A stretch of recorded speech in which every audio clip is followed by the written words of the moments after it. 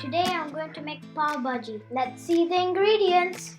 2 potatoes, 1 carrot, half cup peas, 3 chopped tomatoes, 2 finely chopped onions, half chopped capsicum, 1 spoon ginger garlic paste, 1 spoon red chili powder, half spoon garam masala powder, quarter spoon turmeric, half spoon cumin seeds, 1 cup butter, salt to taste, coriander leaves, buns. In a pressure cooker, add the bowl of vegetables. Add half a glass of water. Add half spoon salt. Pressure cook for 2 to 3 whistles. Transfer the cooked vegetables to a bowl, then start smashing them. In a medium flame, heat a pan. Add 2 spoons of butter. Add cumin seeds. Give it a stir. Add onions.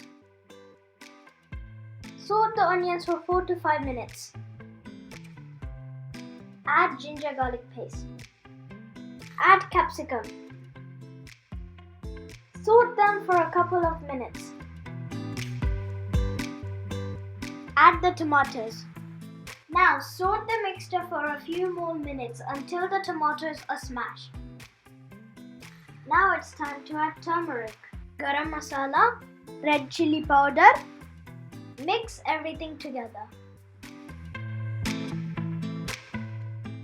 Add 1 spoon butter. Give it a good mix. Add the smashed vegetables. Blend it well with the mixture.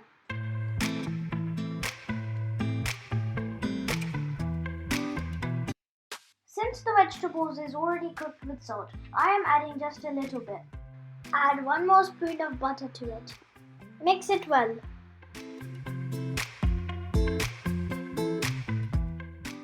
Add a quarter cup of water and cook it for 5 to 6 minutes. The bhaji is now ready. Let's give it a final touch by adding coriander. Toast the pav buns with butter to serve along with the bhaji.